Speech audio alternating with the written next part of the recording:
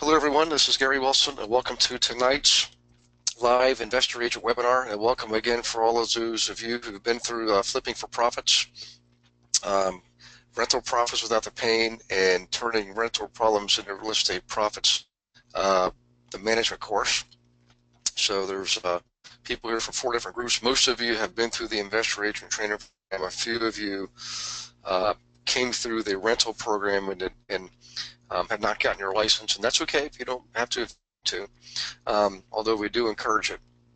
So based on a lot of demand, we had to make a choice back in the spring, and that was create the management program first or create the wholesaling program. And by a slim margin, the management program came out ahead. But we're actively working on the wholesaling program. There's certain things you need to know about wholesaling if you're a licensee, and you're going to get that. Matter of fact, you can get the book for free because you're already students. But the training program goes into a lot more detail. Okay. Any case, so keep that in mind. Welcome aboard to all the new people. A little bit of housekeeping. Everybody is muted by default as far as audible goes, sound goes.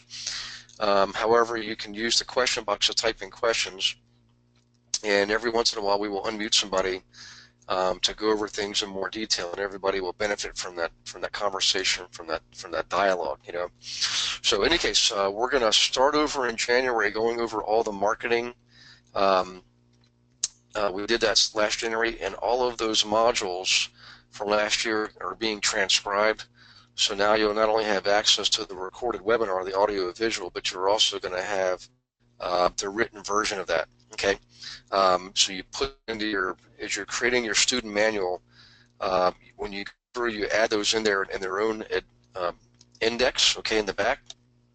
And you're going to refer to it from your marketing section, module 4, which is a summary, and then you go into the detail, typically either one-on-one with me on strategy calls, and or reading and listening and watching those recorded webinars on each individual marketing program. Okay, so in any case, welcome aboard. We're going to go ahead and get started here. First things first, let me go into this here a little bit first. I want to show you some other resources that are available. Most of you who are agents are members of your local board. Okay, you have a local board of realtors, and you get your state board of realtors, and the national, which is NAR, National Association of Realtors, and their organization online is www.realtor.org. Obviously, there's a lot of information in there, but I want to give you some other examples tonight of other data sources, and I will get this. I'll get this out to you. I'm going to give you all these links, all these websites, and we'll touch on some of those this evening. So, not that we want to overload you with data, but boy, when you have the information, guys, at your fingertips like this, where you don't have to generate it, you just go get it, man, it makes you a whole lot more effective. And number one. Number two is it makes you look like a real genius in front of your clients. So in any case, let's look at some of the examples of these, and I'll pull some of them up. Obviously, we talked about Realtor.org. You've got DS News. Of course, Trulia is now owned by Zillow, I believe. Census are going to give you some examples of that. Here's one that's kind of new, the M Report. And these are just simply commentaries, okay? But you've also got, check this out, Fannie Mae, Freddie Mac, MBA, which is Mortgage Bankers Association. These things are all available to you, and I'm going to show you some of what's available. And going forward, we're actually going to pull some of this information together on a monthly basis and send it to you in a basically like a newsletter. Again, there's MBA.org again, Realtor Mag, which is part of Realtor.com, CoreLogic, which is another great source of real estate related data. CoreLogic, by the way, is what provides most of the interfaces between your MLS systems and your county's tax assessment or property tax databases. Okay, most of them come through CoreLogic. CoreLogic is the parent company, and you've got Realist. You've got some other versions out there. Okay, let's see here. Economist Outlook, Apartment List. Okay, gives you a lot of information about the rental business. Pulseonomics. Whoops, let's see here. Whoop, did I lose my track? Sorry. how housing matters. Again, that's another basically commentary. Forbes is on here. Again, there's Freddie Mac again. Indices, this is a Case-Shiller price index information comes indices, all right, which is kind of a neat little twist on words there.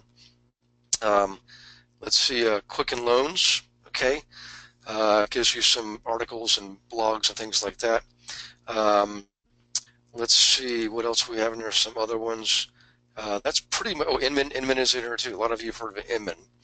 So let me do this. Let me just pull up a couple of these, for example, and see what you guys think of some of these, okay?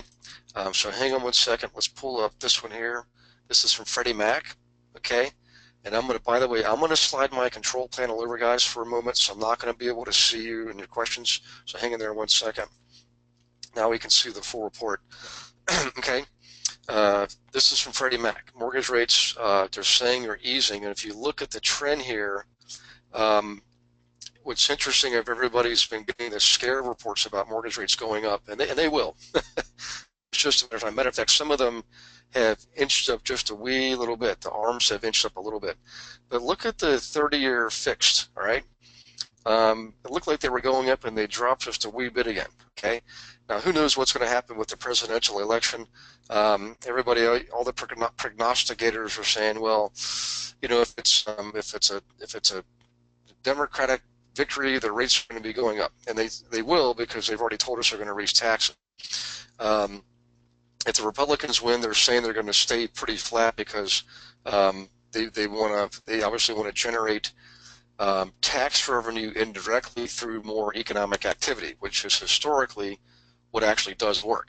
You know, raising taxes, unfortunately, it takes money out of circulation, out of the hands of the people who are, you know, creating jobs, and us people who are purchasing products and services, and it reduced the GDP. So you have fewer taxes. It's like they're basically doing a short-term fix. So it usually ends up giving a short-term gain, and a long-term, raising taxes historically doesn't work long-term. You got to leave money in circulation in the hands of the consumers to purchase products and services and buy houses in our case and things like that. So in any case, that's just one report right there, and you can see there's all kinds of things you can click on. You know, weekly survey data for the current year. But I just want to show you some other samples. I didn't want to spend a lot of time on this, but it came up recently, and I thought, well, let me just let me show you what's possible. All right, this is from Census, okay, and they give you a joint release with basically HUD, Department of Housing and Urban Development, okay, and they're talking about new residential bills in 2016. So let's just take a look at that, because this is going to shed some light on things.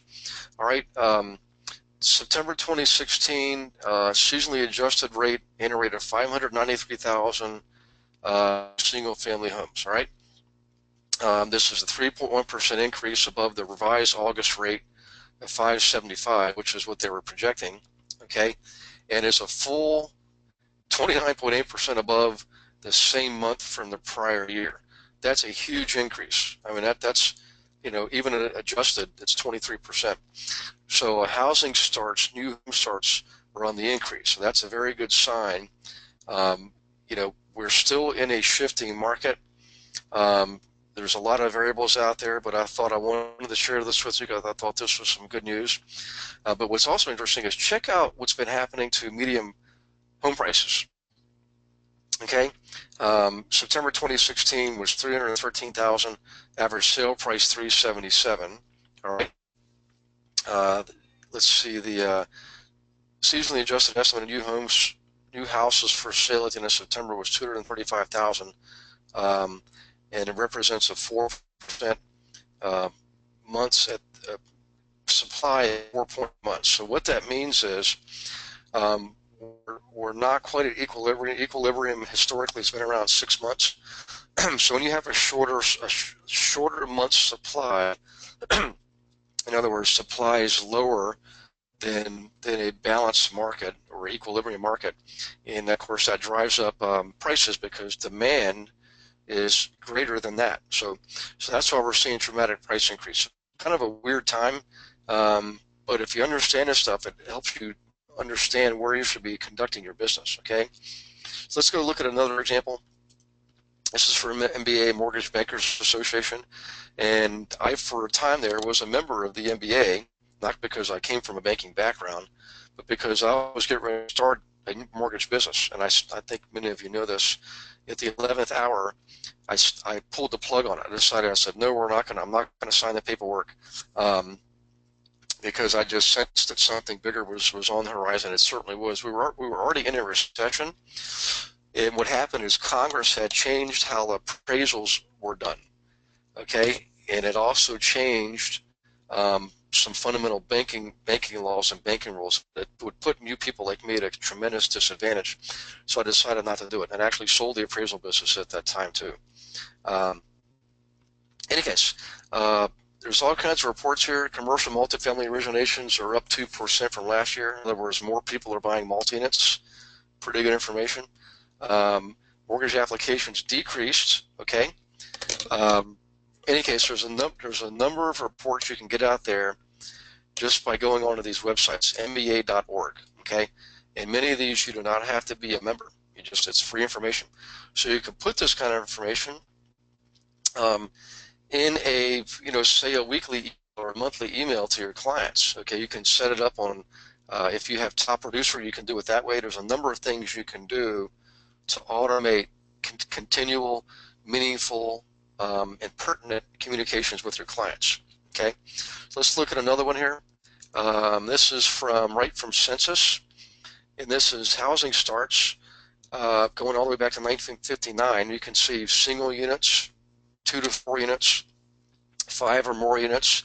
Breaks it down by region, Northeast, Midwest, South, and West, and you can look here, and if you look back at history, you can see, maybe where it makes sense why there was more housing starts than other times. Like, look at this, 2,300 housing starts in '72, and just a few years before we were down in, a fraction of that. Okay.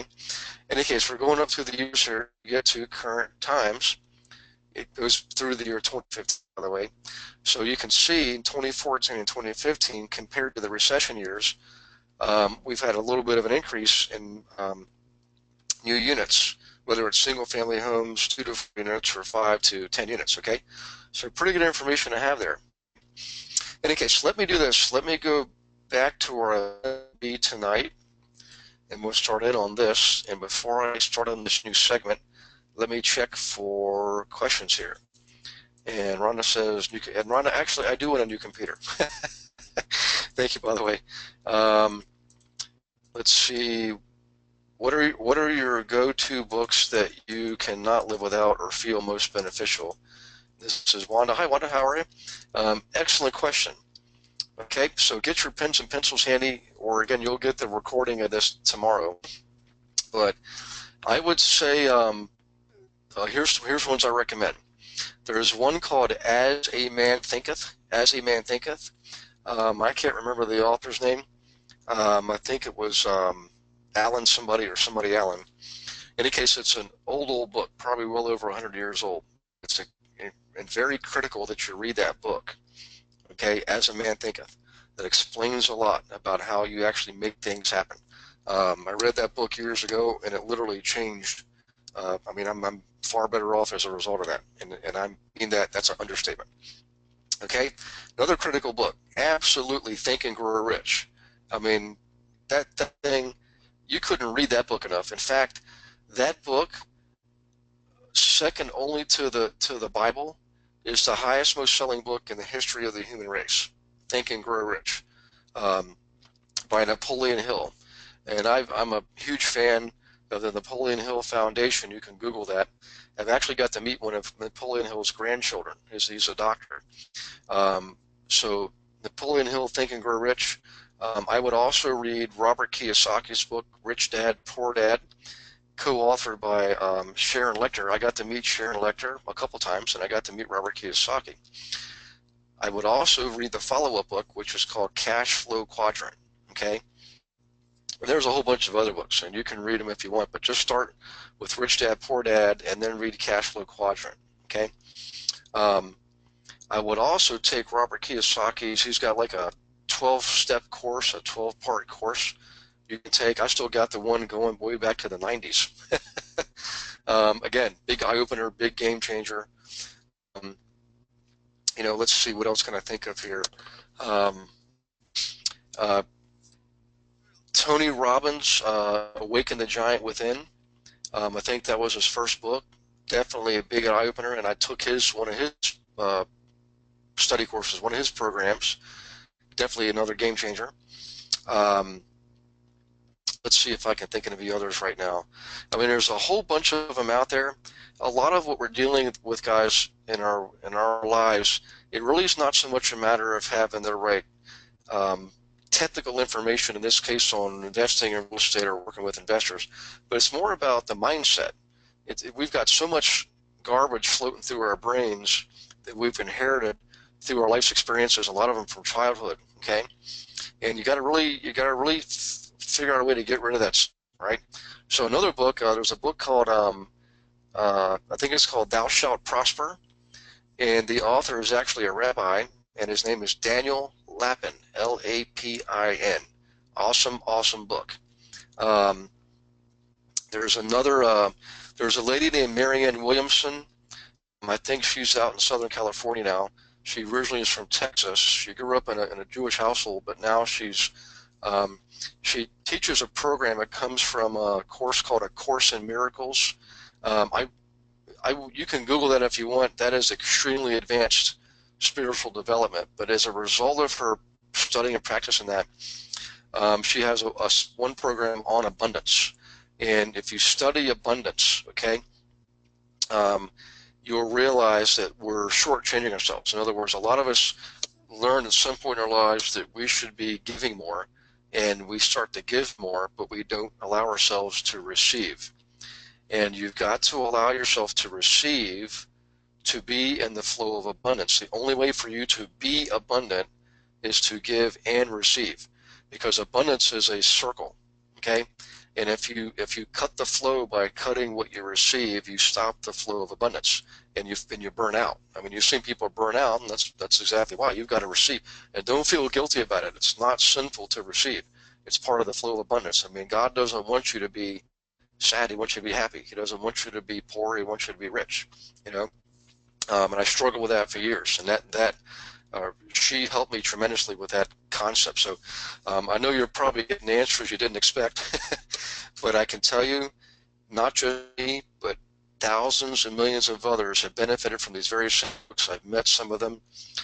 Everybody who I've ever met who's achieved greater levels of achievement than me, in all walks of life, not just financially speaking, not just investing, but in your job, in your relationships. There's a core set of principles, and when you learn them, it applies to all walks of life. You learn things like forgiveness. You learn things like surrender, and in practical terms, what that means is something like, well, I went through a horrible divorce, and got raked over the coals by a bunch of attorneys and things like that, and it was a shame, but it was just the way the laws are written, and I was the one who was blindsided. But I learned to forgive, and I also learned to surrender. So now, for example, I love nice cars. I love Ferraris. Okay, I've driven them, Lamborghinis, Corvettes, you name it. And I've had a couple of those kind of cars myself, but I don't have to have them anymore. I appreciate them, but I don't have an attachment to them. Same thing with big giant houses. I gave up my big giant house, and hindsight, it's probably one of the best things I've ever done. Now I get to travel literally, across countries and across continents at will. I don't have any reason to not. There's nothing that keeps me from traveling, and I love it. And I love teaching because I get to travel. Well, I get to do all those things because I'm grateful for everything. I see catastrophe in life, what I used to call catastrophe, now as a blessing. So in any case, I'm getting way off base here as far as the subject for tonight, but you guys asked a question, and I tell you, that what I just described to you has had a greater impact on me being abundant, affluent, wealthy than anything I've ever learned in a technical nature about marketing or about working with investors. I teach that stuff because I've excelled at it, and I know that many of you want more income, and I get that. Um, and what I hope that you will do, my prayer for you, is that you'll learn to uh, release some of that, surrender some of it back into the world to create more abundance for people around you, because it comes back to you. I mean, it's just the most amazing thing. But another practical example, okay? That 78-unit apartment complex I mentioned before. 78 units. That thing is probably between 75 and 80% now leased or rented to refugee families from Burma and Nepal. When I got that building, there were no refugee families in there. And I started doing that because I wanted to share my blessings, but also I learned about those people, and I realized, boy, they want to be here. They want to produce and succeed, and they come over correctly. By the way, I mean, we're a nation of immigrants. These folks just happen to come over through what would I consider the legal process, I guess, if you will. And they're hard workers. And the irony is that building, since I did that, now outproduces the building that it used to be prior to having these refugee families there. So in other words, I surrendered it to a greater cause to help my fellow man, and I ended up prospering more as a result. Now, the intention was not to prosper more. The intention was to serve others. But as a result of serving others, the prosperity comes in. So the principle is called prosperity through service. And it's another great lesson in life. And I hope that you guys will learn that and grasp it and apply some of what you're learning in this program to grow and prosper yourselves as a result of being more abundant by giving and receiving. So in any case, boy, I feel like I'm preaching here. You guys like that stuff? Give me some shout outs. Give me some on your question box. Just say, I like it, I don't like it, give me more, give me less. Let's get to the subject and be honest and be frank. I need to know what you guys are thinking. Very insightful. Thank you, Roger.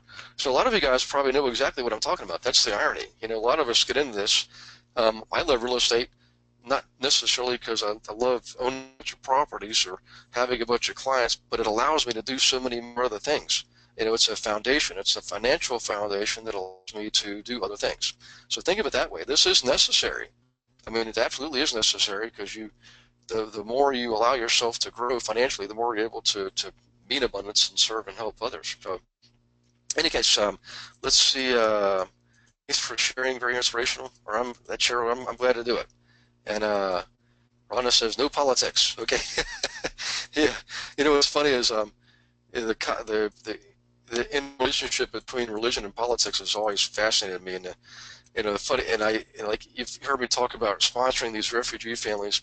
You know, I'm a tree hugger, and I think pets have rights and things like that. I'm kind of an oddball, but I also am a big fan of more people doing more themselves and not relying on the government to do it, because economically speaking, the government tends to drive up costs and take money out of circulation. But we could do a lot on our own if everybody would just do that. So I'm like I don't know what you call me. I'm probably an anomaly, I guess, when it comes to politics. So in any case, let's get to the subject here. Okay, I want to put this some forms here, because this is really where the rubber meets the road when it comes to how do you actually know what is a good flip. And we'll do this another week too for rentals. But for right now, let's focus on flipping, for example. The main thing is you have got to know what your ARV is, okay, for your area. And the reason I'm touching on this, by the way, guys, is last couple of weeks we talked about how do you identify new areas to invest in, and then we went over some ideas on how do you actually find inventory in those areas. And now people are starting to ask, okay, well, now what do I do with those properties? How do I know that it's a good deal? So that's what we're going to do tonight. And flipping is easy. Well, let me put it this way. It's simple in nature, but in execution, it does take, you got to really have a heightened state of awareness and pay attention to what you're seeing. And the first thing is your ARV, which is what we call the after repair value. And you can think of it as fair market value or reasonable appraisal value for any property in a given neighborhood, you know, assuming it's in marketable condition and it's a moving condition and it doesn't have a lot of deferred maintenance, okay? If you're flipping a home, theoretically, you're remodeling it, you're rehabbing it so that it has no deferred maintenance, and you're putting it into production and it's fully habitable, okay? So think of your what would the property be worth if it was remodeled to a marketable state. That's what ARV is, and that's important because you need to nail that number down.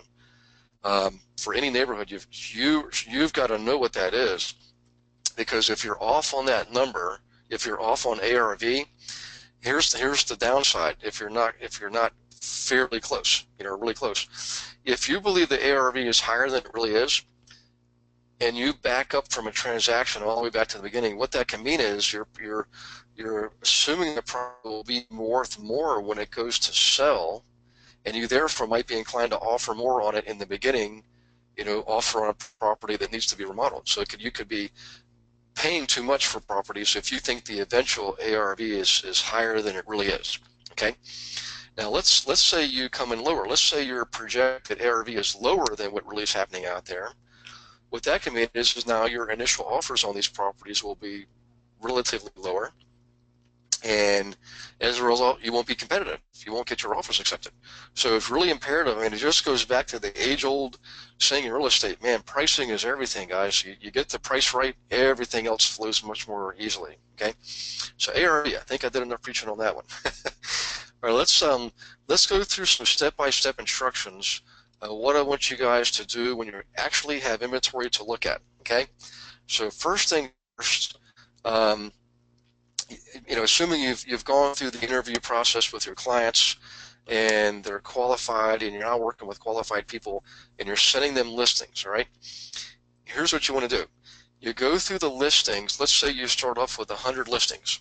And they might not even be listings. They might just be inventory that you found through other marketing techniques that you need to analyze. Well, you still do it the same way.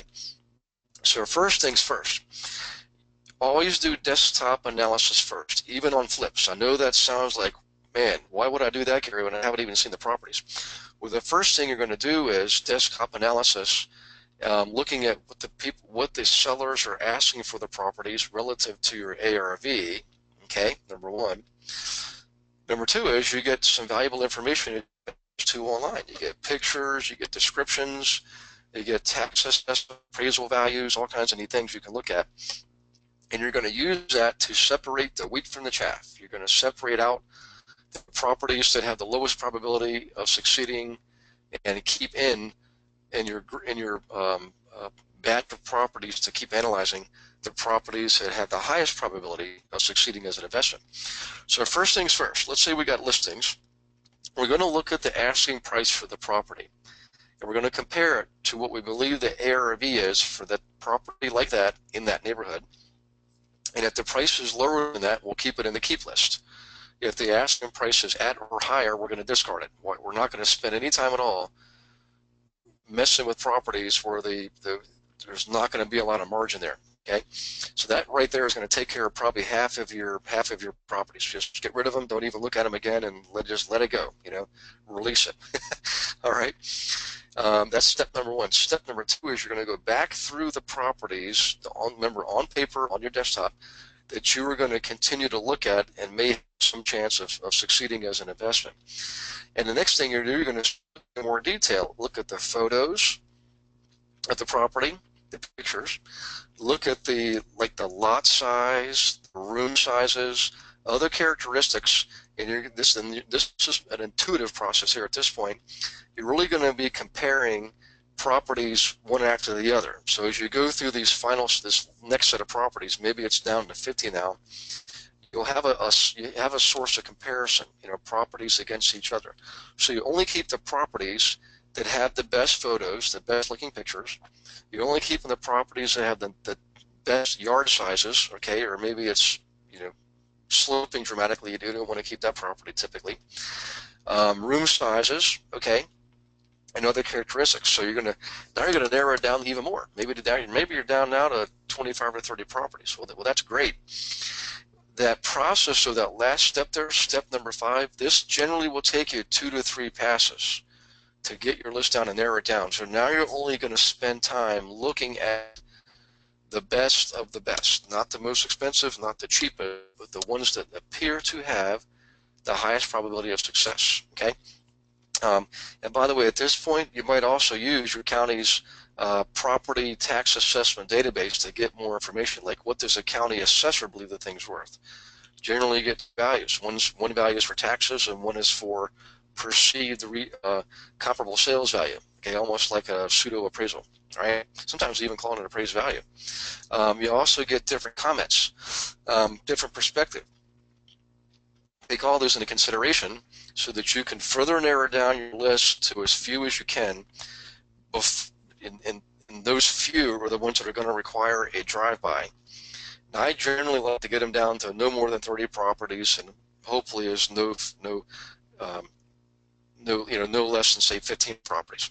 And you go try. And by the way, you're going to do this initially because you have to learn the process, but you're going to teach your clients how to do this. They're not going to realize you're teaching them, but you're going to instruct them through their relationship that this is how you go to do the process to flip properly. Okay, you're going to have them do the drive-bys. All right, they'll do the drive-bys.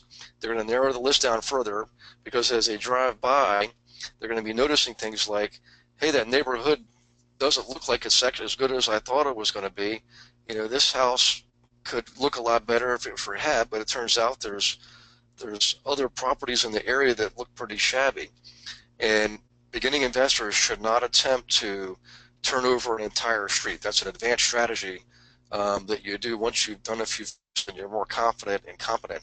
And sometimes you can team up with other investors and take over properties collectively in one street or one neighborhood, and then remodel and resell all at the same time, within a reasonable time frame, that is, so that you can basically create the market. You can drive the market and drive up prices. Okay, advanced strategy. Back to this, we're typically dealing with people who can buy one flip. So to do the drive-bys, they narrow the list down further. Okay, and as they do their drive-bys, they're taking notes. I'll show you some of the forms here in a minute, so hang on to your seats. All right, and they very rarely will get out of the car. Sometimes they will. If something looks like a real juicy, sweet opportunity, yes, you might want to get out and walk around. Just be careful because somebody could be living. All right. But if you also see other neighbors out, dogs cutting grass, washing cars, this is the opportunity to speak to them and say, look, this is your client doing this. I mean, you're going to do it initially, and you're going to show your clients how to do this. But they're the ones buying the properties. They're the ones who need to be looking at this neighborhood and talking to the neighbors. And the neighbors will sing like a bird. I mean, you'd be surprised at the information you get. What you're looking for is physical information. The electrical, the plumbing, the sewer, things like that, because you want to identify things that you might not be readily or visible to the naked eye, like a bad sewer line. So you talk to the neighbors and they'll say, oh yeah, the people moved because a sewer line collapsed down the hill and a tree fell and blah, blah, blah. You get all this valuable information.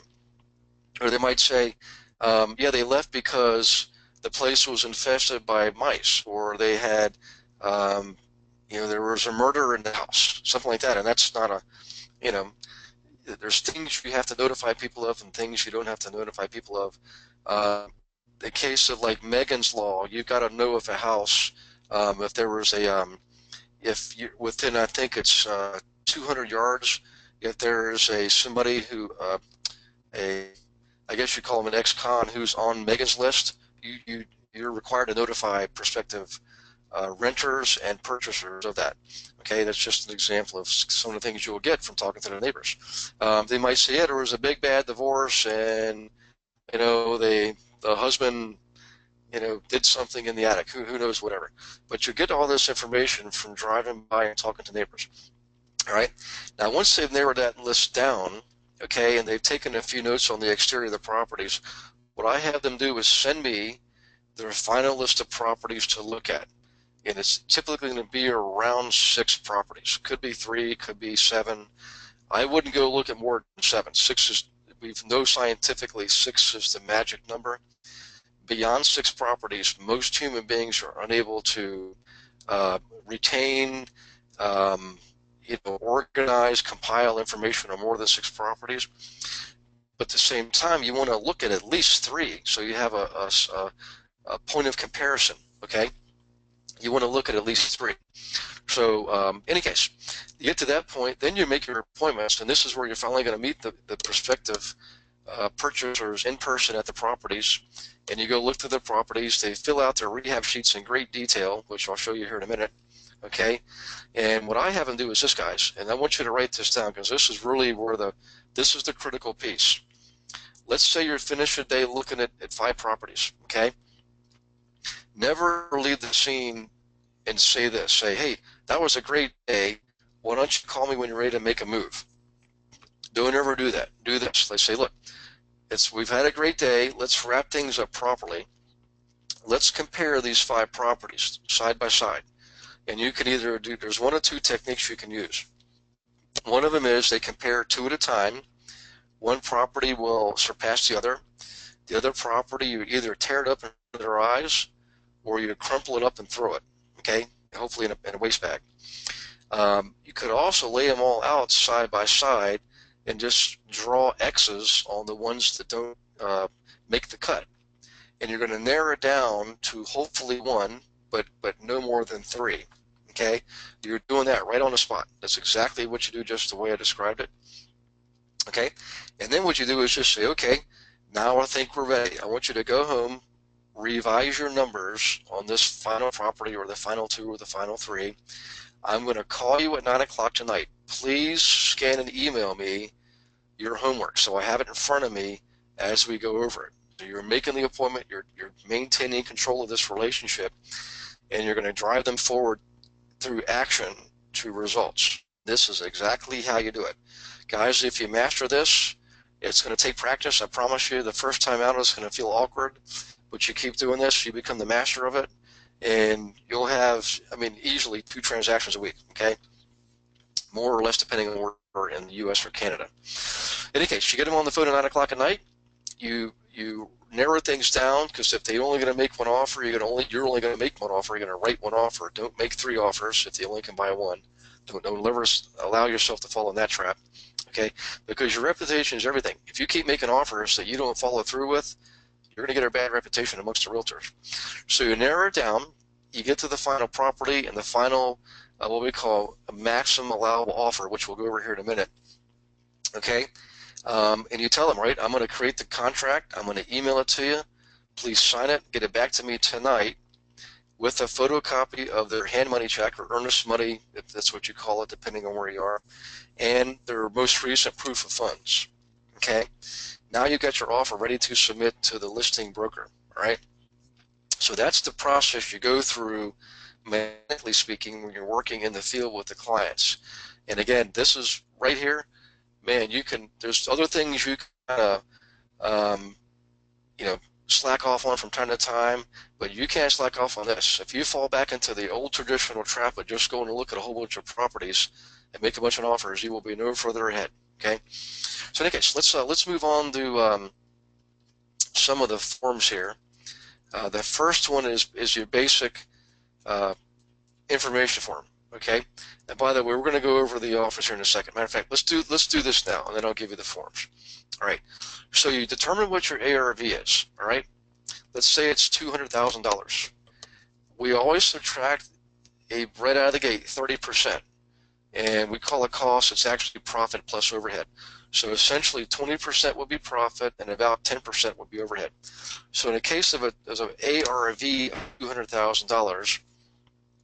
If we deduct 30%, that means we're deducting $60,000 from $200,000, which means we cannot have more than $140,000 into this property, all in, purchase price and remodeling. So now you're left with 140, and then you've got to subtract your cost of repairs, remodeling, rehabbing, whatever you want to call it. Let's say that's another 20,000 down to 120. So you can't pay more than $120,000 for a property in this area if you're going to turn over a 20% profit. And that final number is what we call MAO, or maximum allowable offer. Okay. Now what's interesting is a lot of you have a retail mind. I can tell you, if you use the techniques we teach you on how to find inventory outside the MLS, like the letter, for example, you'll find inventory close enough to these good areas that your clients can purchase at a low enough price that they can remodel and sell at the projected ARV for the area. okay? So never ever fudge on that, never budge on it. You stick to the rules with that right there, and your clients will always make money, and you'll always have commissions coming in, and eventually you'll be able to buy property yourself. So, by the way, as far as leaving negotiating room, in a tight inventory market, which is what we have right now in most parts of U.S. and Canada, you can't drop down another 15%. You won't be competitive, right? But you can keep it. You can make an even offer. MAO, just offer that MAO and say we're sticking with it, or you might deduct 5% off for good measure, leave yourself 5% room for 5% negotiating. Now, one quick caveat here. I'm going to contradict myself here for a second. Let's say you're in an area like Laguna Beach was last couple of years. Average appreciation of 15%. What that means is your ARV is increasing by 15% on an annualized basis. So what that means is on the front end of your project, yes, you can raise the offer a wee bit because you can anticipate some cushion on the back end. So if you think like what Gary Keller says when it comes to pricing, you have to look at the market and project out where it's going. If it's going down, you've got to price down. Okay, if it's going up, yes, it's okay to price up a little bit. So I hope you all grasp that. Let me do a quick pause here, by the way, before we move on. Let me see if we got any questions on what I just gave you so far. It's funny, Natalie's saying, keep it coming. Okay, that was okay. Thanks. Let's see, this is Cheryl. Cheryl saying, my first deal is a short sale, an investor in the Real Estate Invest America group that I joined and found from the MLS that I sent them. Almost had a second deal, but another beat us to the contract. And wow. Hey, Cheryl, good job getting out there and mixing it up, man. I mean, that's how you get results, is taking action. So, so congratulations on that, okay? In any case, keep me posted on that, by the way. Let me know how it works out, okay? Let me see here. Somebody's saying the audio. Looks like the audio is okay. It might have been on your end briefly, but I haven't seen any other comments on that. So at least it looks like on my end it's working. It looks like you guys are okay now. Okay, all right, good. All right, so let's jump into some of the forms. I want to get this in so you'll know what to give your clients. Okay, first one, property inspection report. So this is simply where you're identifying, problems with the property. Yeah, actually, not just problems. So this is where you're going to make notes on the property. Again, you're giving this to your clients, and you're having them do this. You're not doing this work. Your clients are doing this. Okay, making notes on the property, on the landscaping, good, bad, ugly, whatever the case is, right? And you always start on the outside first. Always start on the outside first, okay? Go around the landscaping, go around the building, look at the roof, the chimney. Just make notes, make notes, make notes on the condition of the building. Then, not only then do you jump on the inside, and the first thing you look at are the systems, heating, air conditioning, electrical, water, plumbing supply, waste lines, as well as water tanks, hot water tanks, okay?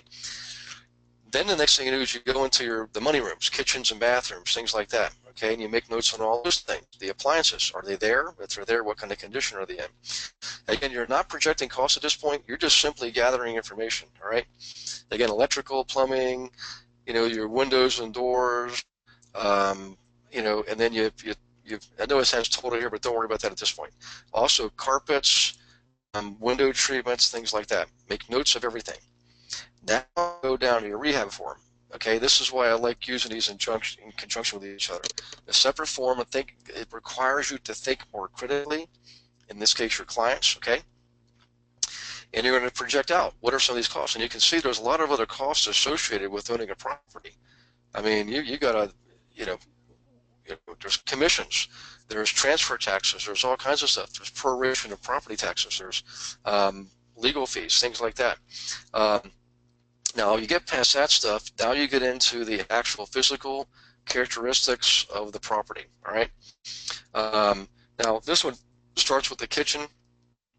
If you have to supply refrigerators and stoves, generally speaking, you can out the average home for about $2,000. With decent, I like going to Sears because they have great sales sometimes. and you can get Kenmore products. Kenmore are a great middle-of-the-road products that last forever. And it's just obviously Whirlpool, things like that. By the way, all appliances are generally made by like one manufacturer, White Manufacturing, and all these other product lines just put their tag on it, okay? There's other manufacturers, but that's the main one. In any case, this is where you're going to project cost, okay? Maybe you need cabinetry, okay?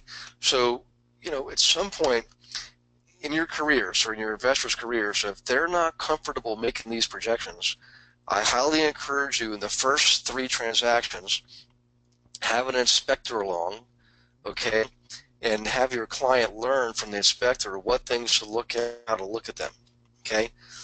Going forward, you're generally you get pretty good at seeing things, and if you're not certain of something, you just assume that it needs to be repaired or replaced, okay?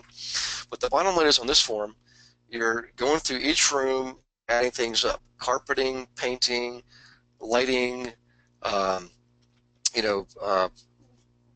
window treatments if you do that, for example, light switch plates, electrical plates, doorknobs, the doors themselves, okay, the trim work. For every single room, you add all that up. Maybe you need HVAC. You got to add that in there, okay? Maybe you need plumbing work or electrical work. In that case, you'll need a certified electrician or a licensed plumber in most cases around the country, in the U.S. and Canada, by the way. So you have to add all these up and add these up and be as accurate as you possibly can. Again, there's the outside there, roofing. Roofing can be quite expensive, obviously. Fill all this in, and if you want to add in the cost of mortgages, you can do that. But for the most part, you're adding up the cost of the remodeling, okay, to get your final estimate of what this is going to cost to remodel the property. And it'll take a few times to do it and get it right. An example of one we did a long time ago. You create this chart with all your figures based on the component. Okay, power washing, you go all the way down, roofing, interior doors, exterior doors, windows, drywall, carpeting, kitchen, bathrooms, electrical. In this one here, we actually came, I think we got it within $100 of our projection when it was all said and done. So that happens. The better you get at it. That's the thing. When you start flipping properties, you get pretty good stuff. You become familiar with the folks at Lowe's and Home Depot. You can register yourself as a contractor, typically. All right. By the way, Lowe's has something called the bid room. If you haven't been to the bid room at Lowe's, I highly recommend you go there. At Home Depot, you can go right to the contractor's desk. And once you've done a project or two, they're going to start to recognize you, and you can start to get contractor discounts, like 10%. Okay. Any case, keep that in mind. It's the kind of information you give to your clients to help them succeed. Okay, so let's just do a breakdown on this one. I don't know if I give the example or not. But in fact, I do loosely here. So that one, we bought it for $25,000, rehabbed it for $25,000, sold it for $75,000. So we had it exactly 33% profit margin, okay? And the irony was on that one, that literally the day I finished, I was putting the sign in the yard. You guys will love this. You talk about a lucky day. A guy came across the street. He was one of the neighbors. It turns out he was a building contractor. And he said, hey, I'd like to talk to you about this house. I said, that's great. We just finished it up. He said, I know. I've been watching it the whole time. He said, I'm a contractor, and I think you guys did a very nice job remodeling the house. I said, well, wonderful. Would you like to come see it? He said, I don't want to just see it. I think I'm going to buy it. And I said, well, no kidding. I said, in any case, we're in the kitchen, and I mean, this whole thing went down in like a half hour. And I wanted $75,000 for it. I just put the sign in the yard, so nothing's been loaded online yet. And he said, what do you want for it? And of course, I gave myself some cushion. I said, well, I would like $80,000. He said, would you take 75? And I said, you bet I would. So we signed an agreement right there on the spot on the kitchen counter. I went outside, took the sign out of the yard. It was in the yard all of a half hour. Never had to list it, advertise, or anything. And I asked him, I said, I got to ask you a question. You said you're a building contractor. You knew this house was over here. Why didn't you do it yourself? He said, I just want to tell you something. He said, number one is my sister used to live there and she passed away. And my nephew moved away from the area. We want him to come back. And we thought we would buy this house for him so he could live across the street from us. He said, the reason I didn't do the remodeling myself is I'm a building contractor. The last thing I want to see when I get home is another hammer and another nail. And he said, I would rather let you guys do it because I could see you were doing a good job. And the house is worth every penny you're asking for it. I get my nephew back, and it's win-win for everybody. So how about that one for a good story on flipping, huh? And I literally was within $100 of my projection. I was that close to the projection. So let's wrap this up here. Here's the bottom line, guys. 2 important critical values you need to be aware of. Number one is ARV, after repair value. Okay, then that's the projected assumed value of a property in its neighborhood once it's remodeled, in service, and no deferred maintenance. Okay, that's number one. Number two is the MAO, maximum allowable offer. And again, I can tell you in areas like Phoenix a couple of years ago that was appreciating at 50%. Yeah, you can push the market and you can fudge on this. But in most neutral markets and stable markets, man, you don't want to fudge on this because sometimes things pop up. In remodeling, things take longer than you think. Costs go beyond what you think they're going to go. The market softens, it takes longer to sell. All these things happen. And all of that translates into a deteriorating profit. Okay, so you want to be as accurate. The best defenses against making mistakes and having missed opportunities is to be accurate as you possibly can. And these 2 values here are what's going to keep you in the game. Okay, now let me bring the panel back over and let me see if we have any questions there on what I just went over. So hang on one second. Let's see. Shauna says, my audio went out, had to dial in on the phone. I'm not sure why that happened. That's interesting. Everybody's back on this, so that's good news. Okay, guys, go ahead and hit me up with some questions if you got them. What I thought I would do next week is go into the rental side. How do you actually know what is a good rental? And we'll go through the same process on how do you narrow things down from broad to narrow so that you and your client are being far more efficient and far more effective and far more successful. Okay, this, to me, honestly, this is probably the most critical part of the program. Everything else is basically academic skills and information, tools, websites, things I'm keep giving you. But this is a more behavioral skill, and it just takes time. It just is. It's just habit forming, and you have to form the habit in order to be successful. I wish I could be at your kitchen tables with you every day and wake up and have coffee with you and go out on the road with you. But obviously that's not physically practical. All I can do is keep coaching you and guiding you through this and really emphasizing critical pieces like tonight. And I tell you, grasp this, guys, and you've got the game, okay? So I want to find out, I want to hear more from you guys too. By the way, I want you all to send me email, text messages. Let me know what you're doing and how you're doing. I get messages from people every day, but some of you I haven't heard from. I know sometimes it takes a while to get out in the field and get up and running, but just give me an example of what you're doing, okay? Because the more information I have, the easier it is for me to help you, okay? I want to see you guys start hitting the target here. We're into November. I mean, it's November 1st. We got Thanksgiving coming up. We got Christmas, Hanukkah, the holiday season. And then we're into a brand new year. And my objective for each of you is to have something in a contract here, but if not before Thanksgiving, certainly before Christmas, okay? So keep that in mind. Just keep me up to date on what you're doing and what you need help with, and let's communicate, email or phone call, all right? So, okay. I don't see any more questions. I appreciate you all being online and being involved and participating, and I appreciate your positive feedback, by the way. Hey, we got a question. Hang on one second. It says, Roger, how you doing, Roger? So Roger says, would a local Home Depot have a list of similar price data on expense repairs like yours? I think that they do. It's been a long time. I think I had one from Lowe's, actually, Roger. But what you can do is this. Go through a sample project in there with your list, and you'll have somebody walk through with you and add everything up. You just do it right there on the spot. Now you've got a current day sampling of what products are costing.